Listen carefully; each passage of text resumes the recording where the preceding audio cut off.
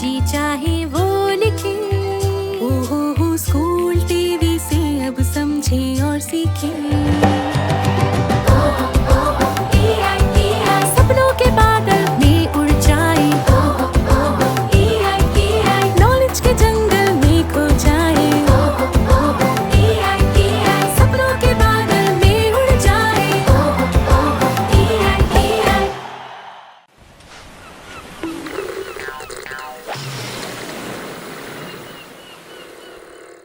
Hello everyone, कैसे हो आप? आज हम ये वीडियो में आपसे बहुत इम्पोर्टेंट चीज़ के बारे में बात करने वाले हैं, जो आपकी ज़िंदगी में सबसे इम्पोर्टेंट चीज़ है। आपके फ्यूचर के बारे में, आपके करियर के बारे में, आपके जॉब के बारे में। इस वीडियो में हम ऐसी बातें बताएंगे जो आपको याद करना पड़ेगा जब आप जॉब चूज कर रहे हो, जब आप अपना करियर चूज कर रहे हो और जब आप अपना फ्यूचर चूज कर रहे हो। मेरा नाम है लिज, मैं मुंबई की रहने वाली हूँ और मुंबई में मेरा छोटा सा ऑफिस है जहाँ पे हम लोगों को जॉब दिलाते हैं।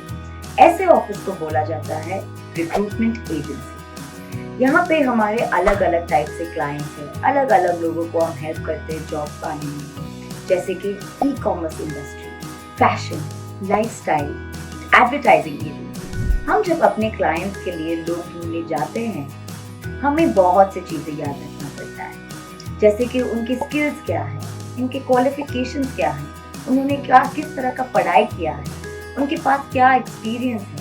ये सब ध्यान रखते हुए हम फिर लोगों से बात करते हैं और फिर उनको जॉब देते हैं। आज की वीडियो में हम आपको बताने वाले हैं कि किन किन चीज़ों के बारे में आपको ध्यान में रखना पड़ेगा जब आप अपना जॉब या अपना करियर या अपना फ्यूचर चूज करते हो।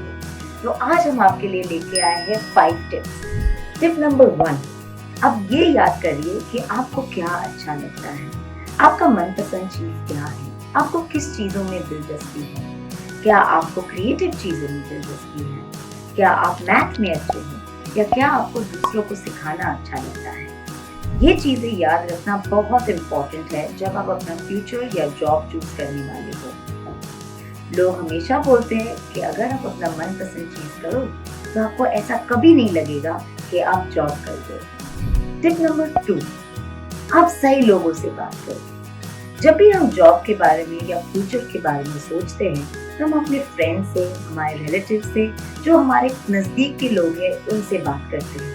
लेकिन ये भी बहुत इम्पोर्टेंट है कि आप सही लोगों से बात करें। कि आपको टीचर बनना है तो आप स्कूल टीचर से, आप लेक्चरर से, आप प्रोफेसर से, जो इंसान ऑलरेडी ये काम कर चुके हैं, जिनके ऑलरेडी एक्सपीरियंस है ये फील्ड में, ये क्षेत्र में, आप उनसे बात कीजिए।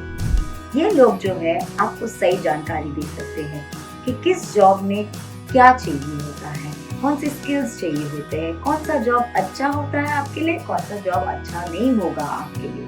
तो सही लोगों से बात करना भी बहुत इम्पोर्टेंट है। हाँ, अपने रिलेटिव्स, अपने फ्रेंड्स, अपने नजदीकी लोग से बात करें, लेकिन सही लोगों से बात करना आपको बहुत हेल्प कर सकता है। टिप नंबर 3, थोड़ा सा खोज आपको भी करना पड़ेगा। अलग अलग क्षेत्रों में, अलग अलग इंडस्ट्रीज में, इंडिया में कौन से इंडस्ट्रीज अच्छे कर रहे हैं, कौन से इंडस्ट्रीज अच्छे नहीं कर रहे। अगर आपको डॉक्टर, इंजीनियर, लेक्चरर या स्पोर्ट्स पर्सन बनना है, आपको थोड़ा सा रिसर्च खुद भी करना पड़ेगा कि कौन से अलग अलग फील्ड्स में कौन से स्किल्स, कौन से क्वालिफिकेशंस की जरूरत है। हाँ, दूसरों से बात करना तो बहुत जरूरी है, लेकिन थोड़ा सा काम हमें भी करना पड़ेगा। जब हम जॉब चूज कर रहे हैं तो हमें जानकारी होनी चाहिए कि कौन कौन सी इंडस्ट्रीज में किस तरह के लोगों की जरूरत होती है, नई नई तकनीक, नई नई तरकीब कि कैसे ये लोग काम करते हैं। ये थोड़ा सा रिसर्च आपको खुद करना पड़ेगा कि आप इंटरनेट पे जाओ या आप कोई बुक्स पढ़ो ये जॉब के बारे में, तो आपको बहुत मदद हो जाएगी। टिप नंबर 4, जैसे आपको पता चले कि आपकी दिलचस्पी किन किन चीजों में है, अगर आपने लोगों से बात किया है तो अभी आप एक लिस्ट बनाइए और ये लिस्ट में आप लिखिए कि कौन कौन से इंडस्ट्रीज में आप इंटरेस्टेड हो, कौन कौन से क्षेत्रों में के बारे में आप जानना चाहते हो या आप जॉब करना चाहते हो। जैसे कि किसी को एथलीट बनना है, किसी को टीचर बनना है, किसी को डॉक्टर बनना है, किसी को इंजीनियर बनना है। कोर्स चूज करने के पहले या जॉब के लिए अप्लाई करने के पहले ये बहुत इम्पोर्टेंट है कि हम लिस्ट करें कि कौन कौन से इंडस्ट्रीज में हमें दिलचस्पी है। टिप नंबर 5, ये सबसे इम्पोर्टेंट चीज है। अब अपनी काबिलियत के बारे में सोचें। अगर आपको डॉक्टर बनना है क्योंकि कोई और डॉक्टर है, ये हमेशा तो नहीं हो सकता है हमारे साथ। आप इंजीनियर बनो या आप स्विमर बनो या आप पेंटर बनो, ये आपकी काबिलियत के ऊपर बहुत डिपेंड है। अगर हम ये नहीं सोचेंगे कि हमारी काबिलियत क्या है तो बहुत टाइम वेस्ट हो सकता है। जैसे कि लोग कभी कभी डॉक्टर बनने के लिए पढ़ाई करते हैं, लेकिन 3-4 साल बाद पता लगता है कि उनमें ये काबिलियत है ही नहीं। तो इसमें पैसे भी खर्च हो जाते हैं और टाइम भी वेस्ट हो जाता है। पैसे और टाइम बचाने के लिए ये बहुत इम्पोर्टेंट है कि आप ध्यान में रखें कि आपके अंदर की काबिलियत क्या है और उसके हिसाब से आप डिसाइड करें कि आपको किस तरह का जॉब चाहिए और कौन से इंडस्ट्री में चाहिए। इससे आपका बहुत टाइम बचेगा और मम्मी डैडी के पैसे भी। अगर आप अभी जॉब नहीं ढूंढ रहे हो, अगर आप बस यही सोच रहे हो कि मैं क्या कोर्स करूँ या मैं क्या पढ़ाई करूँ, ये जो टिप्स है, जो 5 टिप्स है, ये आपको इसमें भी मदद करेंगे। अगर आपको चुनना है कि आप कौन सी यूनिवर्सिटी में पढ़ाई करें या कौन सा कोर्स लेना है, तो ये 5 टिप्स जरूर याद रखना। जो मैंने 5 टिप्स दिए हैं, आप भूलना नहीं। ये 5 टिप्स आपके लिए बहुत इम्पोर्टेंट होगा जब आप कोर्स ढूंढने जा रहे हो या आप जॉब करने के लिए अप्लाई कर रहे हो। तो ये 5 टिप्स जो मैंने आपको बताया है, ये है। नंबर 1, आप याद करिए कि आपको क्या अच्छा लगता है, आपकी मनपसंद चीज क्या है, आपको किस चीज में दिलचस्पी है। नंबर 2, आप सही लोगों से बात करना। फ्रेंड्स और रिलेटिव से बात कर ही लीजिए, लेकिन सही लोगों से बात करना बहुत इम्पोर्टेंट है। नंबर 3, खुद का खोज करना। लेजी मत बनो, थोड़ा सा आप भी थोड़ा सा काम करो आपके फ्यूचर के बारे में, आपके जॉब के बारे में। नंबर 4, एक लिस्ट बनाना नहीं भूलना। ये लिस्ट जो भी इंडस्ट्रीज है जो आपको अच्छे लगते हैं, जो इंडिया में बढ़ रहे हैं, उसके बारे में आप एक लिस्ट बनाना। और नंबर 5, खुद की काबिलियत को मत भूलना। ये सबसे इम्पोर्टेंट चीज है, क्योंकि आप अगर ये ध्यान में नहीं रखोगे तो आपका बहुत टाइम वेस्ट हो जाएगा, आपके पैसे भी बर्बाद हो सकते हैं। थैंक यू, आज आपने मेरी बात सुनी। आई होप आपके फ्यूचर में ये आपको बहुत ही महत्वपूर्ण होगा। आज लेकिन यहाँ पे ही खत्म नहीं होती है बात। मैं आपको एक एक्सरसाइज देने वाली हूँ। ये एक्सरसाइज इजी है और थोड़े मजेदार भी है। ये एक्सरसाइज में आपको एक 3 मिनट का वीडियो बनाना पड़ेगा। ये 3 मिनट के वीडियो में आपको अपने बारे में कुछ बताना पड़ेगा। ये वीडियो में आपको ये बताना पड़ेगा कि आपको किस तरह का जॉब अच्छा लगता है और 2 कंपनियों का नाम देना पड़ेगा आपको जिसमें आपको जॉब की जरूरत है। जैसे कि अगर मुझे ये टास्क दिया जाए तो मैं बोलूंगी, हाय आई एम लिज, मैं मुंबई से हूँ। मेरी जो मनपसंद चीज है, मुझे लोगों से बात करना अच्छा लगता है और मुझे पेंटिंग की बहुत शौक है। 2 जॉब जो मैं करना चाहती हूँ फ्यूचर में, वो है कि मैं एक बैंक में काम करना चाहती हूँ, एक बड़े से बैंक में, जैसे कि ICICI बैंक या HDFC बैंक। और अगर मुझे पेंटर बनना है तो मुझे एक स्कूल में काम करना है जहाँ पे मैं बच्चों को आर्ट्स एंड क्राफ्ट सिखाऊंगी। और 2 कंपनियों का नाम मैंने ऑलरेडी बता दिया है, ICICI बैंक और कोई भी बड़े स्कूल का नाम ले लीजिए आप। तो ये मेरे बारे में था। अभी आप भी ये टास्क ठीक से करना और आपके एंट्रीज भेजिए। Thank you. आप सभी बच्चों से यह अनुरोध है कि आप भी इस प्रतियोगिता में हिस्सा लीजिए और अपनी एंट्रीज को हमारे पास भेजिए। आप अपनी एंट्रीज हमें 3 तरीकों से पहुंचा सकते हैं। पहला, व्हाट्सएप द्वारा इस नंबर पर भेज सकते हैं। नंबर है 9321961744 9321961744। दूसरा, आप हमें ईमेल भी कर सकते हैं इस मेल आईडी पे BEPCDDPROGRAM@gmail.com। या आप हमें डाक के माध्यम से भी अपनी एंट्रीज भेज सकते हैं इस पते पर। गुणवत्ता संभाग, बिहार शिक्षा परियोजना परिषद, शिक्षा भवन, राष्ट्रभाषा परिषद परिसर, सैदपुर, राजेंद्र नगर, पटना 800004। बच्चों, आपको अपनी एंट्रीज हमें इस प्रारूप में भेजनी है। सबसे पहले विद्यार्थी का नाम, फिर विद्यालय का नाम, उसके बाद कक्षा और एकदम अंत में जिला। इस तरह से लिखकर आप अपनी एंट्रीज हम तक पहुंचा सकते हैं। और याद रखें, आप हमें अपनी एंट्रीज आने वाले शुक्रवार शाम 6 बजे तक ही भेज सकते हैं। धन्यवाद। नमस्कार दोस्तों, मैं हूं निमिष मुंबई से और मैं एक आर्ट डायरेक्टर, जिसे हिंदी में कहते हैं कला निर्देशक। अगर आपको बड़े होकर आर्किटेक्ट बनना हो, मतलब वास्तुकार बनना हो, या इंटीरियर डिजाइनिंग करनी हो, या कमर्शियल आर्टिस्ट बनना हो, या फाइन आर्ट्स करना हो, तो आपको ड्राइंग की समझ बहुत महत्वपूर्ण होती है। तो आज मैं आपको दिखाने जा रहा हूँ एक सिंपल तकनीक जिसे कहते हैं 1 पॉइंट पर्सपेक्टिव, कैसे बनाते हैं, जो ये सब प्रोफेशंस में बहुत महत्वपूर्ण होते हैं। चलो देखते हैं। सबसे पहले मैं 2 स्क्वायर बनाऊंगा, एक थोड़ा सा ऊपर और दूसरा उससे थोड़ा सा नीचे। स्क्वायर बनाने के बाद में मैं उनके बीच में से एक लाइन निकालूंगा जिसे कहते हैं आई लाइन। आई लाइन पे मैं एक बिंदु बनाऊंगा जिसे कहते हैं वैनिशिंग पॉइंट, और वो वैनिशिंग पॉइंट मैं स्क्वायर के कोनों से मैच करूंगा। अब मैं वही स्क्वायर को गहराई दूंगा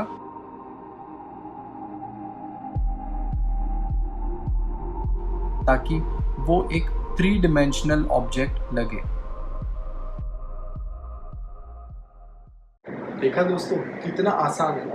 अभी मैं आपको सिखाऊंगा एक लंबी सी सड़क कैसे बनाते हैं। चलो देखते हैं। सबसे पहले हम आई लाइन बनाएंगे और आई लाइन पे वैनिशिंग पॉइंट मार्क करेंगे।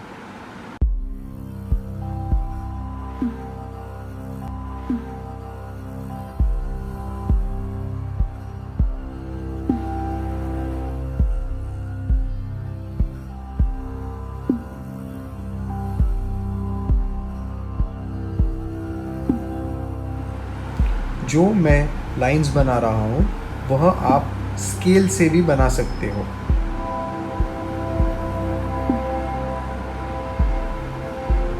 अब बनाएंगे हम घर।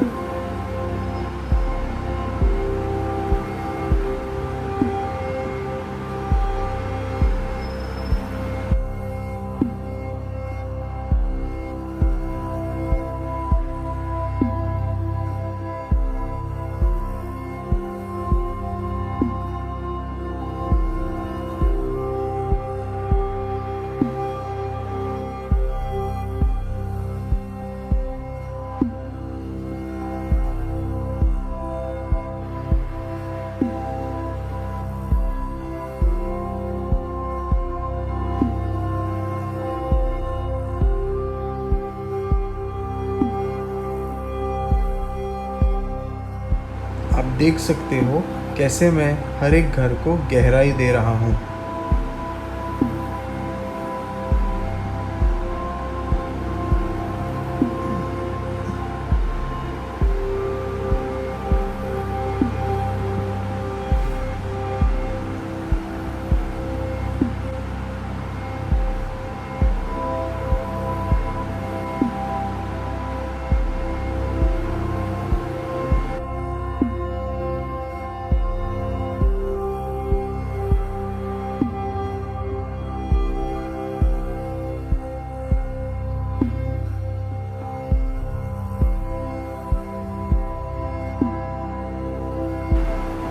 अब हम बनाएंगे दूसरे साइड के पेड़।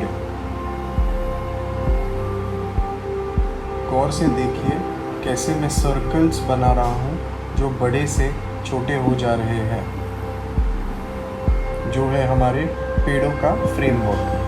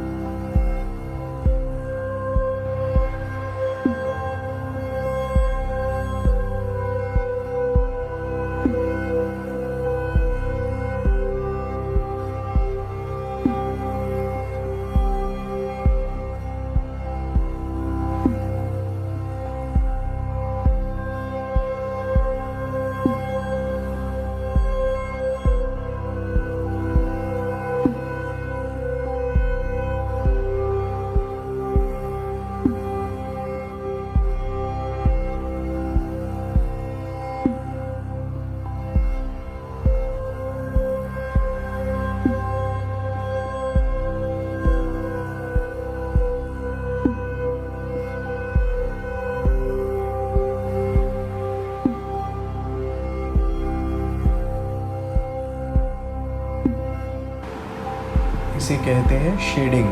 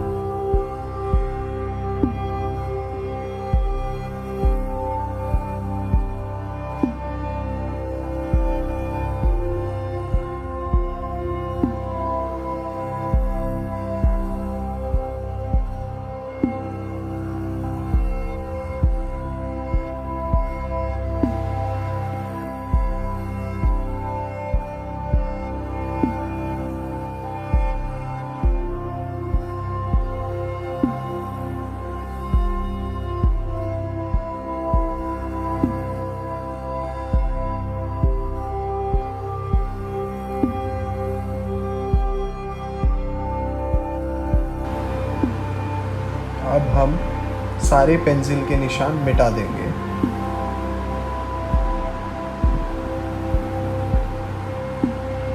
और वापस शेडिंग करेंगे।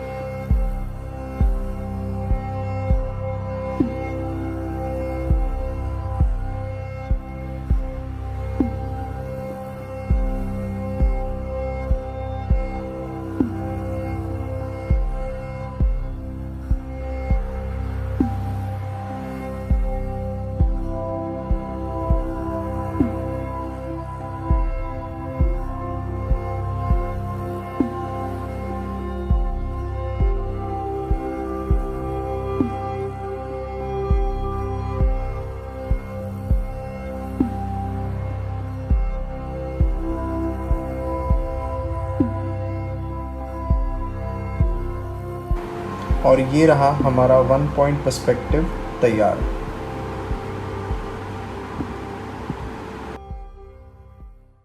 है ना मजेदार। अभी आप मुझे आपके घर के बाहर की सड़क 1 पॉइंट पर्सपेक्टिव इस्तेमाल करके बना के दिखाओगे। चैलेंज है। आप सभी बच्चों से यह अनुरोध है कि आप भी इस प्रतियोगिता में हिस्सा लीजिए और अपनी एंट्रीज को हमारे पास भेजिए। आप अपनी एंट्रीज हमें 3 तरीकों से पहुंचा सकते हैं। पहला, व्हाट्सएप द्वारा इस नंबर पर भेज सकते हैं। नंबर है 9321961744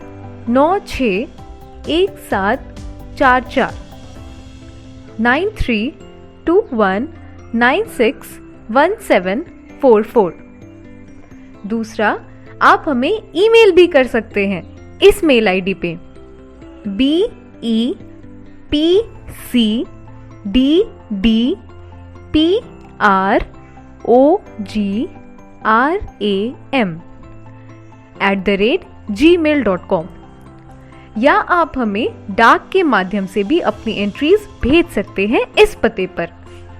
गुणवत्ता संभाग, बिहार शिक्षा परियोजना परिषद, शिक्षा भवन, राष्ट्रभाषा परिषद परिसर, सैदपुर, राजेंद्र नगर, पटना 800004।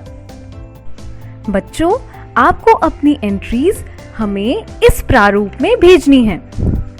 सबसे पहले विद्यार्थी का नाम, फिर विद्यालय का नाम, उसके बाद कक्षा और एकदम अंत में जिला। इस तरह से लिखकर आप अपनी एंट्रीज हम तक पहुंचा सकते हैं। और याद रखें, आप हमें अपनी एंट्रीज आने वाले शुक्रवार शाम 6 बजे तक ही भेज सकते हैं। धन्यवाद।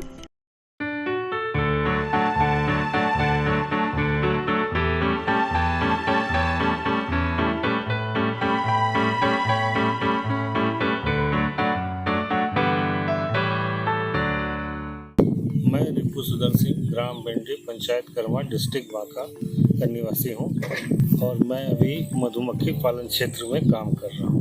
इसके पहले मेरा इंटीग्रेटेड फार्मिंग का पूरा चल रहा है। इंटीग्रेटेड फार्मिंग हम पूरा कर रहे हैं। मधुमक्खी पालन क्षेत्र में हमें अगले साल कुछ उद्यान विभाग से आया कि आप मधुमक्खी का पालन कीजिए। मधुमक्खी का पालन जब अगले साल मैंने 40 बक्सा से शुरू किया तो हमें लगभग 3 कुंटल शहद का उत्पादन हुआ था। इस बार हम लोग बल्क में चले तो इसके लिए हम लोग क्या किए, हमारे पास किसानों का एक समूह था। उन किसानों को समूह को बुला के यहाँ पर समूह को हमने 180 किसानों को ट्रेनिंग दिया। 180 किसानों को ट्रेनिंग देने के बाद फिर उद्यान विभाग के द्वारा समूह को बक्सा बंटवाया गया। आज के डेट में अभी सारे किसान जो हैं मधुमक्खी पालन क्षेत्र में जुड़े हुए हैं और एक अच्छा मिठास, मतलब आदिवासियों क्षेत्र में भी अच्छा मिठास इसका आया। मैं यहाँ देख रही हूँ कि बहुत सारे मधुमक्खी हैं। आप मधुमक्खी पालन करते हैं, तो आप मुझे मधुमक्खी पालन के बारे में कुछ बताएंगे? एकदम, मधुमक्खी पालन करना सबसे आसान तरीका है मधुमक्खी के लिए। मधुमक्खी का क्या होता है, ये आज के डेट में हमारे यहाँ बिहार सरकार का एक रोड मैप निकला है कि सारे किसान को मधुमक्खी के बक्स को उपलब्ध कराया जाए, जिसमें क्या होता है कि जनरल कैटेगरी के लिए 75% का है सब्सिडी और क्या कहते हैं शेड्यूल ट्राइब शेड्यूल कास्ट के लिए है 90% का सब्सिडी। ऐसे इसमें किसान को 10,000 रुपया देने पड़ते हैं, जिसमें उसको 50 बॉक्स मिलते हैं। 50 बॉक्स मिलेंगे, उसके बाद आप इस पालन को शुरू कर सकते हैं। आपको इसकी प्रेरणा कहाँ से मिलती है? इसकी प्रेरणा हम लोग जाते रहते हैं, KVK है कि बिहार कृषि है, ऊपर से सबौर कृषि विश्वविद्यालय है, वहाँ हम लोग हर समय जाते रहते हैं। हाँ, ये सारे चीज़ का ट्रेनिंग हम लोग वहाँ से लेते हैं। आप ये कितने सालों से कर रहे हैं? ये इसका दूसरा साल है। पहले साल हमने किया था सिर्फ 40 बक्सों से। आपको डर नहीं लगा? ये तो मधुमक्खियाँ हैं। ये इटालियन मक्खी है, ये जल्दी काटता नहीं है बिना छेड़े हुए। अब इसको लाए कहाँ से है? ये जो होता है ये हमारे यहाँ आया है, ये बंगाल से चल के आया हुआ है, काहे कि वहाँ पर ही इसका बल्क में प्रोडक्शन होता है, तो वो लोग वहाँ हम लोग वहीं से हम लोग मंगाते रहते हैं। कितने लाए थे वहाँ से? वहाँ से हमने अभी इस साल में मैंने 200 बक्से मंगाए। तो इनके लिए तो आपको कुछ लागत देनी पड़ेगी? हाँ, लागत भी देनी पड़ेगी। सरकारी अनुदान था, जैसे हम लोग को 75% लगा था, तो उसमें वही 10,000 रुपया पर 50 बॉक्स का लगा, तो 40,000 बॉक्स 40 लगा हमको। आपको सरकार की तरफ से कुछ सहायता मिल रही है? सरकार का ही पूरा सहायता रहता है, जो कि हम लोग ये इस काम को कर पा रहे हैं। ये क्या खाती है? ये फर्स्ट दिन जिस दिन आएगी उस दिन इसको क्या करता है, ये वो लोग दूर से आती है तो ये थकी मारी आती है, तो इसको उस दिन क्या करते हैं हम लोग चीनी का घोल बनाते हैं। 1 किलो चीनी 1 किलो पानी का, जैसे 100 ग्राम करके पर बक्सा में हम लोग को देना पड़ता है। जितना बक्सा है उसी के अनुसार से काउंट करके उसको उस दिन हम लोग दे देते हैं। इन बक्सों की साइज क्या होती है? इन बक्सों की साइज 1/1.5 होगी आपका। और मैं देख रही हूँ ये पूरे तरफ से बंद है, तो ये निकलती है यहाँ से मधुमक्खियाँ निकलती ये निकलने के लिए इसका ये छेदा है यहाँ पर, और फिर यहाँ चले आती है वापस? आएगी, इसी से जाएगी। ओह। इसी से निकलती है, इसी से जाएगी। तो ये बाहर जाके कुछ खाती पीती हाँ, ये होंगी? बाहर जा करके इसके मधुमक्खी के 1000 फायदे हैं। इससे आप ये जिसका सरसों का पराग लेगा वो उस सरसों का दाना बढ़ जाएगा। अगर किसी का 1 मन का बीघा हो रहा है तो उसको 1.25 मन का बीघा ये मधुमक्खी अगर उसका पराग को लगी तो हो जाएगा। इससे पूरे किसान को फायदा है। बेनिफिट है। इसको देखने के लिए इसको जैसे हम लोग इसको आता है तो पहले इसका वो कवर निकाल देते हैं। ये कवर इसके ऊपर ढका रहता है, उस कवर को हम लोग निकाल देते हैं। ये देखिए इसमें ये इसने अपना छत्ता बना लिया, रस बन रहा है अभी ये ना? रस बन रहा है। हाँ। ये आपको इनमें अपनी फैमिली से सपोर्ट मिल रहा है? ये पूरा फैमिली का सपोर्ट है। वो आपकी Total। फैमिली भी बहुत अच्छी होंगी जो आपको इन सब चीज़ों में हाँ, सपोर्ट वो करती है। हम ये सारा काम छोड़ करके हम इसी काम में जुटे। पहले हमने भी जब बहुत बारिश सारा होती है तो इसको कहाँ रखते हैं? बारिश होती है इसको ढक देते हैं। ये जो ऊपर का टीना रहता है ढका रहता है, पानी अपने आप चला जाता है बाहर। इनमें कुछ हानि नहीं अंदर होती से नहीं है? जाती है इसमें- पानी? नहीं, अंदर पानी इसमें नहीं जाएगा। तब इसमें क्या होता है, जैसे ही देखेंगे अंदर जाएगा तो इसको स्टैंड लगा देंगे तो ये ऊपर उठ जाएगा। सबसे पहले मधुमक्खी को बक्सा को रख दीजिए बाहर में। वो सरसों का समय रहता है तो सरसों के खेत में जाता है, और अगर इस सीजन समाप्त हो जाता है तो फिर इस बक्सा को हम लोग ट्रांसपोर्ट करके लेते चले जाते हैं लीची के बगीचे। लीची के बगीचे में देते हैं तो वहाँ पर मध सबसे बढ़िया और सबसे ज़्यादा उत्पादन होता है। वहाँ पर कम से कम हर सप्ताह एक बक्सा कम से कम 1.5 किलो से 2 किलो देता है एक बक्सा में। वहाँ प्रोडक्शन अच्छा होता है। इस बार हमने वहाँ पर 2 सप्ताह में लगभग 300 बक्से में हमने वहाँ पर 2 टन मधु का उत्पादन किया।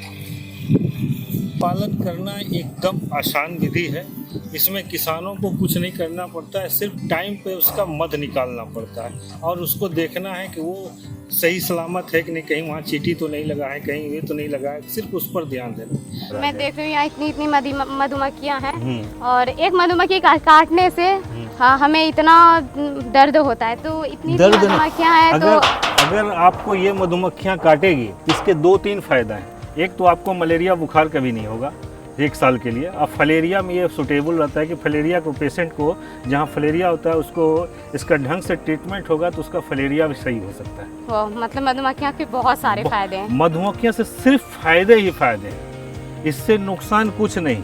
इसका रस कैसे निकालते हैं? इसका रस जैसे हम लोग ये प्लेट निकालेंगे उसको, वो वहाँ पर हमारी एक मशीन रखी हुई है। इसको सारे मक्खी को हम लोग ब्रश से झाड़ लेते हैं, सारे मक्खी यहाँ पर रह जाएंगे। सिर्फ उसका फ्रेम को लेकर के हम लोग जाते हैं और उसको 10 बार हम लोग चलाते हैं। तो ये आप कितने दिनों में करते हैं? ये हर साप्ताहिक होता है। इससे पर बक्सा से सब 2 से 2.5 किलो कम से कम निकलेगा। हर बक्से से 2 से 2.5 किलो का शहद आता है। उस बक्सा को हम आगे में डेमो है। इस शहद को कहाँ अप्लाई करते हैं? हाँ? कहाँ ये अप्लाई सारे करते हैं? शहद को अभी हमने स्टॉक किया हुआ है, क्या है कि अभी 2-3 मेला आने वाला है। उस मेला में हमारा सारा शहद चला जाएगा तो उसमें अच्छा मुनाफा होता है। ऐसे होलसेलर को या कंपनी से बात होती है तो उसमें मुनाफा थोड़ा घट जाता है, लेकिन जब हम रिटेल करते हैं तो उसमें मुनाफा हमको डबल हो जाता है। जैसे हम अभी क्या कहते हैं इसको होलसेल करेंगे तो ये 200 रुपया किलो तक बिकेगी अलग दिखे। जैसे ही मैंने रिटेल करेगा तो वो 300 रुपया केजी मेरा बिकेगा। इसलिए हम लोग रिटेल पर अभी विशेष ध्यान देंगे।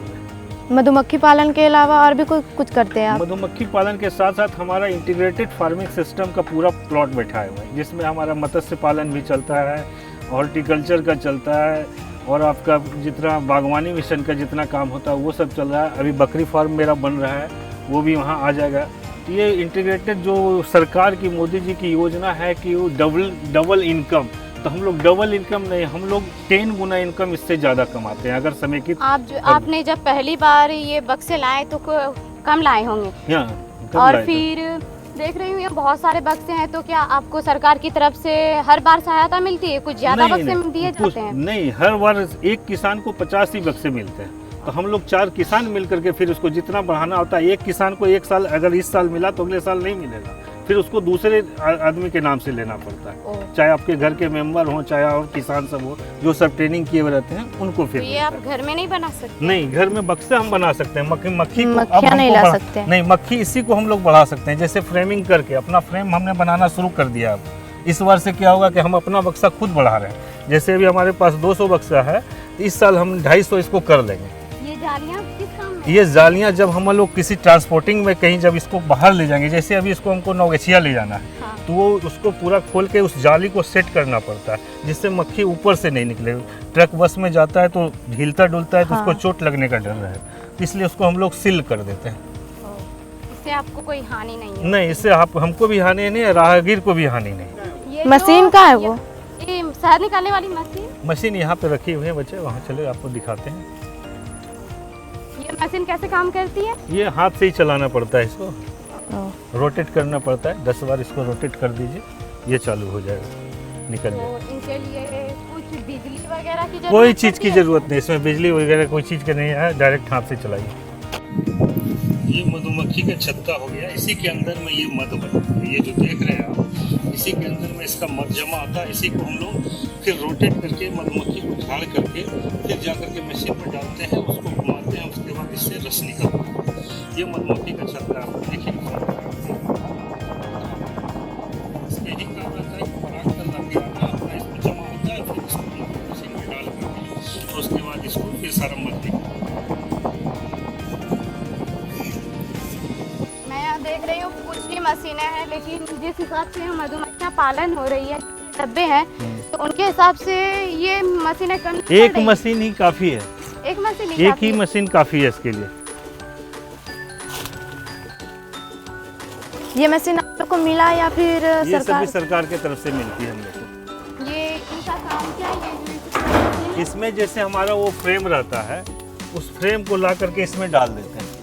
उस फ्रेम को ला के इसमें डाल देंगे और उसके बाद इसको रोटेट करेंगे 10 बार। ये 10 बार जैसे ही करेंगे, लगातार इसको करते रहना पड़ता है 10 बार। इतना जब कर देंगे तो इससे क्या होगा कि उसका जो हवा का प्रेशर रहता है, उससे उसका मध निकलना शुरू हो जाता है। इसको हम लोग 100% भी मध नहीं निकाल सकते हैं, इसका हम लोग 60% तक ही निकालते हैं। ये निकलती कहाँ से है? उसी से छेदा से निकल के सब यहाँ नीचे जाके जम जाएगी आपको। उसके बाद आप तुरंत सप्लाई करते हैं या नहीं, इससे- इसके बाद इससे फिर सारा कैसे पहले निकालते स्टॉप हैं? करके फिर हाँ, इससे कैसे निकालते हैं? इसको निकालने के लिए हम लोग क्या करते हैं कि इसको ऊंचा जगह पे देते हैं, इसको खोल देते हैं। ये खोल करके इस साइड से मध को हम लोग निकाल लेते हैं, फिर स्टॉक कर देते हैं।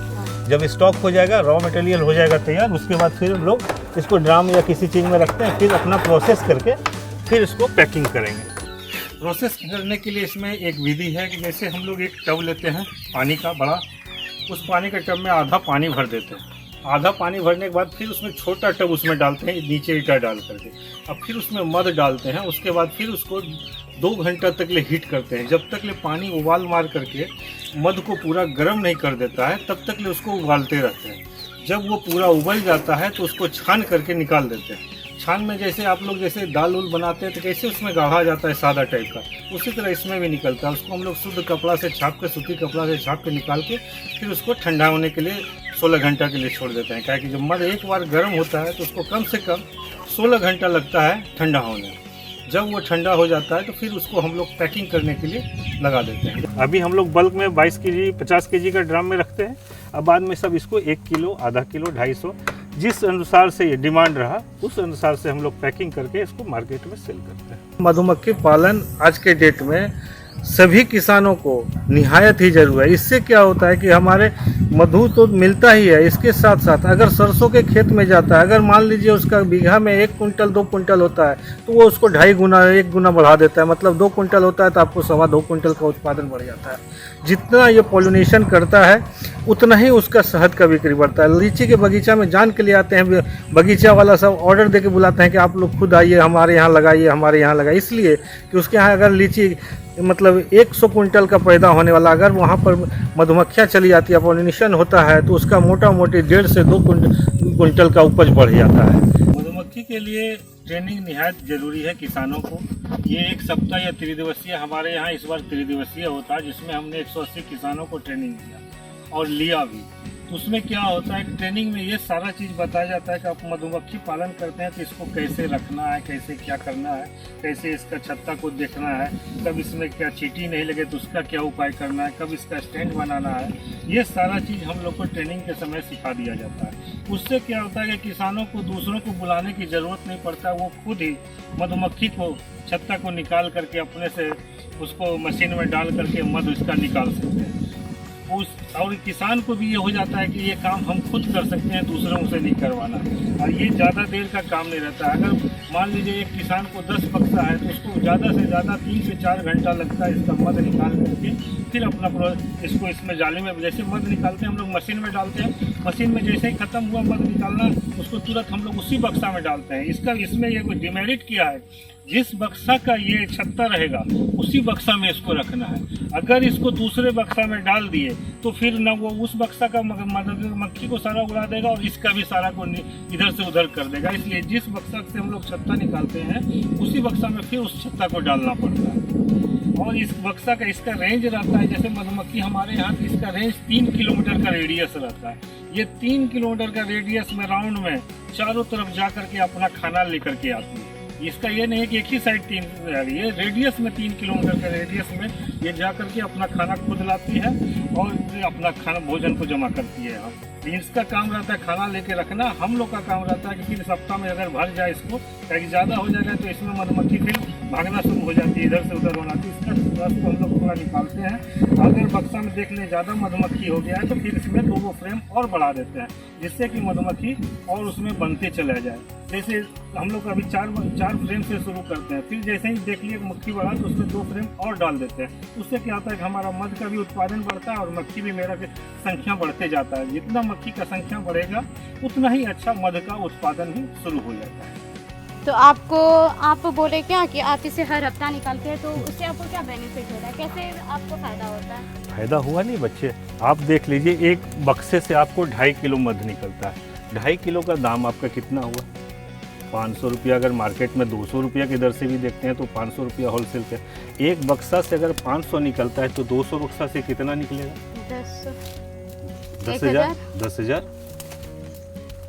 10,000 निकलेंगे। एक बक्से से आपको अगर 500 निकल रहे हैं तो आप 200 बक्सा के जोड़िए ना। ओह हाँ, तो तब 10,000 निकलेंगे। 10,000, हाँ। 20,000 तो वो हमारा तो साप्ताहिक मुनाफा हो गया ना। हाँ? 20 जैसे 1 क्विंटल निकला मान लीजिए, तो ये 20,000 का माल मेरा रेडी हो गया। 2 क्विंटल निकला तो हमारा 40,000 का माल निकल गया। तो वो साप्ताहिक आपका निकल रहा है, ये भी मंथली नहीं निकल रहा आपका, ये साप्ताहिक निकल रहा है। हर सप्ताह में अगर आपको 20,000 ही आता है तो पर मंथ कितना इनकम हुआ? 80,000 हो गया। 80,000 हो गया। यही से ही इसमें चलता है। इसमें कॉस्टिंग भी ज़्यादा नहीं गिरता। पहला 2 बार जो है 10% के लगभग कॉस्टिंग गिरता है। थोड़ा सा जो हम लोग आदमी बाहर से बुलाते हैं निकालने वाला, और 2 हमारा लेबर लगता है। तो मतलब आप 20,000 में आप 3,000 खर्चा कर दीजिए, 17,000 का इसमें शुद्ध बेनिफिट होता है। मतलब आप मधुमक्खियाँ पालन के लिए हेल्पर भी रखते हैं जो आपकी मदद करें? सारे आदमी को रखना पड़ता है। सब चीज़ हम ही नहीं कर सकते, करवाना भी पड़ता है। मधुमक्खी को 2-3 चीज़ों से परहेज है। जैसे काला चींटी आ गया तो वो इसको दिक्कत करता है, उसके मध को खा जाता है, मधुमक्खी को मार देता है। और मधुमक्खी पालन करने से पहले एक बार सभी किसानों को ये ज़्यादा ज़रूरी है कि एक बार 3 दिवसीय या 7 दिवसीय इसका ट्रेनिंग चलता है, या तो सबौर में या तो हमारे यहाँ भी उद्यान विभाग के थ्रू हुआ था, जिसमें 180 किसान ने भाग लिया और सबों को 7,000 बक्सा हम लोग ने डोनेट क्या कहते हैं बंटवाए भी। मैं देख रही हूँ कि आप मधुमक्खियों पालन के अलावा भी बहुत चीज़ें करते हैं। यहाँ मछली पालन भी हो रहा है, इतने पौधे हैं, इतनी बड़ी खेती है, तो इनमें किस चीज़ की बीज लगाई है आपने? इसमें हमने तरबूज का लगाया हुआ था अभी ड्रिप में। सारे में? हाँ, ये सारे जितने हैं ड्रिप में तरबूज है, उधर कद्दू है, उधर खीरा है, उस साइड में करेला है, और उस साइड में हमने 1 बीघा में भी गेंदा डाले हुए। फूल का इसलिए हम लोग डालते हैं कि कम से कम हमारे मधुमक्खी को कहीं बाहर नहीं जाना पड़े खाने के लिए। हमारे यहाँ अगर हो जाएगा, जब मान लीजिए कोई फूल का सीजन नहीं है तो उस सीजन के लिए हम लोग फूल तैयार करते हैं। मधुमक्खी अब हमको चीनी नहीं देना पड़े, इसके लिए फल का वो रस पी करके अपना जिंदा रह सके।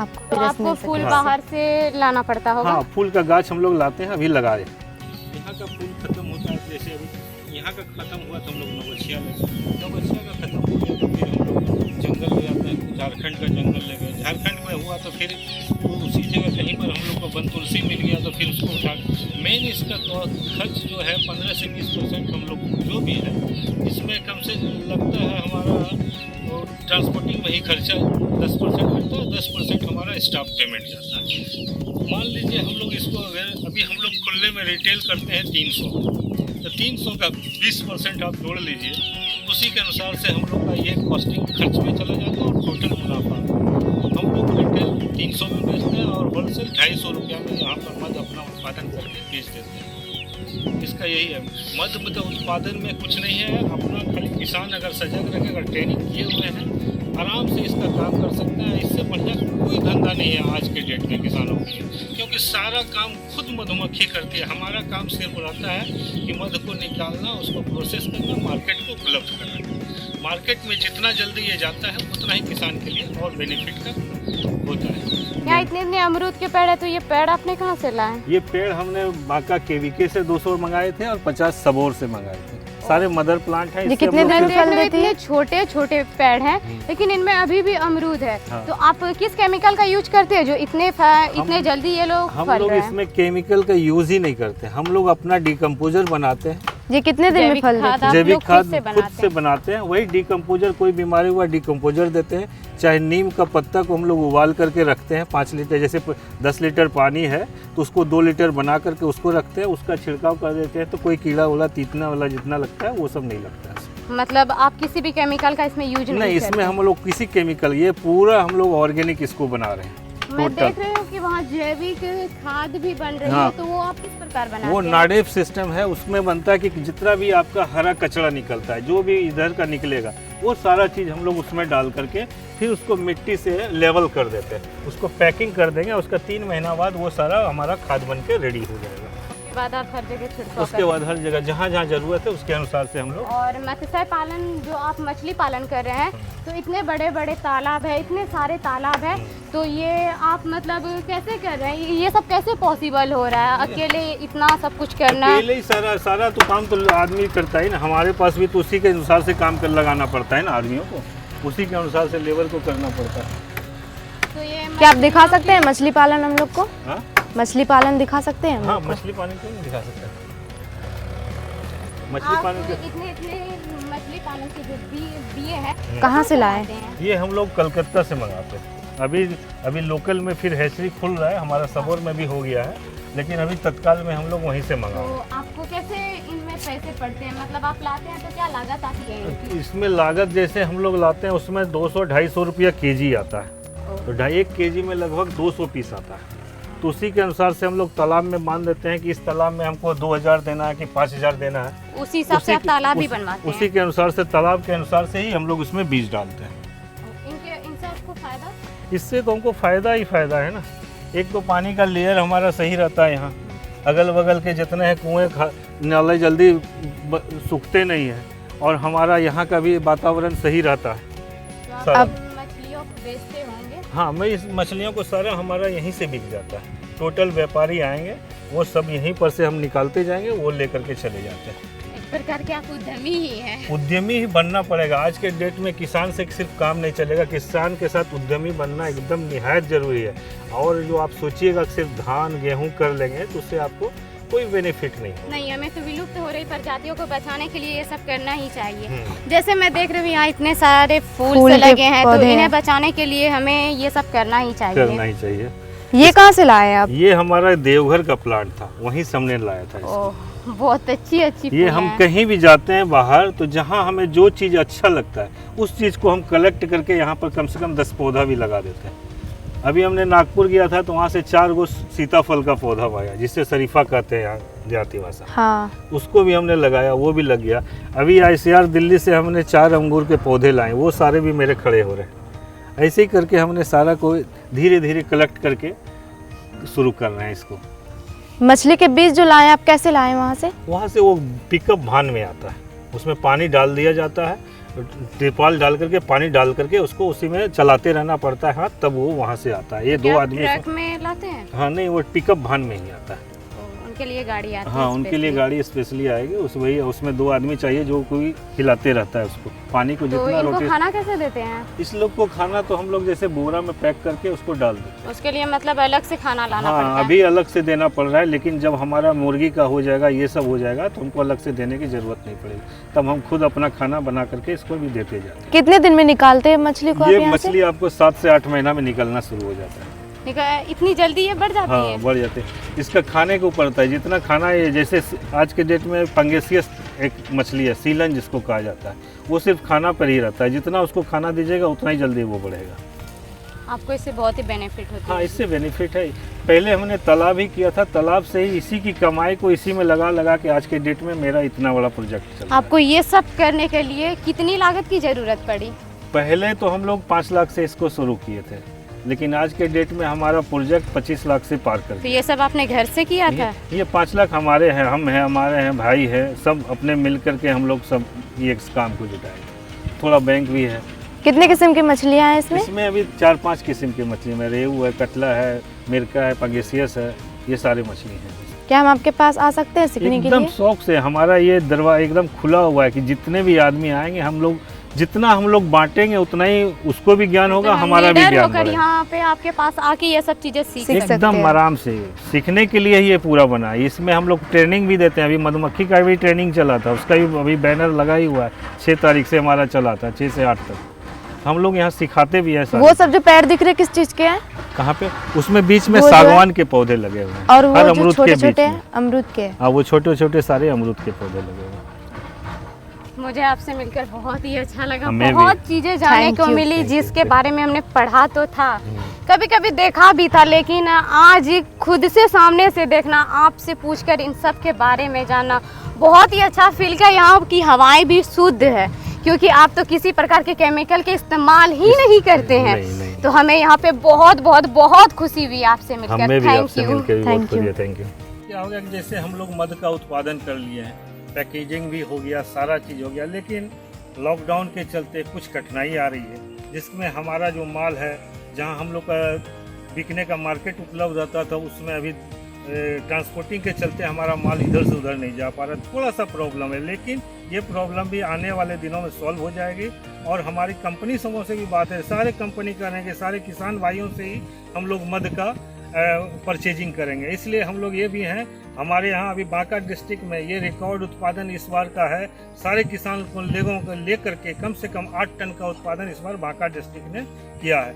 आने वाले दिन में हो सकता है कि बांका मध के क्षेत्र में आत्मनिर्भर रहेगा और यहाँ से सारे स्टेट को भी हो सकता है कि हम लोग सप्लाई करना शुरू कर दें। अभी तो हम लोग से 1-2 कंपनी से बात हुई है, उसमें हम लोग देना शुरू कर रहे हैं। आने वाले दिन में और भी हम लोग का प्रोडक्शन बढ़ेगा। इस साल 8 टन का लक्ष्य था जो हम लोगों ने पूरा कर लिया। अगले साल हम लोग का 20 टन का लक्ष्य है, जिसमें हम लोग अगले साल से फिर अक्टूबर माह से उसमें तत्पर हो जाएंगे और अक्टूबर से हम लोग का कारोबार फिर शुरू होगा, जिसमें हम लोग मई तक ले फिर उतना ही उत्पादन करेंगे। इस साल क्या हो रहा है कि हम लोग का थोड़ा प्रॉब्लम ये हो गया कि हम लोग जैसे हम लोग का ये बक्सा अभी हम लोग का झारखंड में रहना चाहिए, ट्रांसपोर्टिंग को लेकर के इस बार हम लोग यहीं पर रख करके किसी तरह इसको खाना मैनेज करके इसको हम लोग कर रहे हैं। अगर ये अभी झारखंड चला जाता तो हमारा 3 से 4 टन का मध उत्पादन इस बार का पूरे किसान का बढ़ जाता।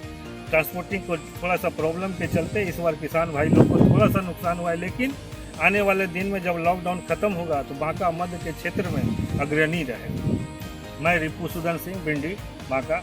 मधुमक्खी तो हमारा दोस्त है, इससे बढ़िया दोस्त किसान का कुछ हो ही नहीं सकता है। ये जितना चलेगा उतना ही, जितना करेगा उतना ही परागण लेकर के आएगा, उतना ही आपको भी मुनाफा देगा और किसानों को भी मुनाफा देता है।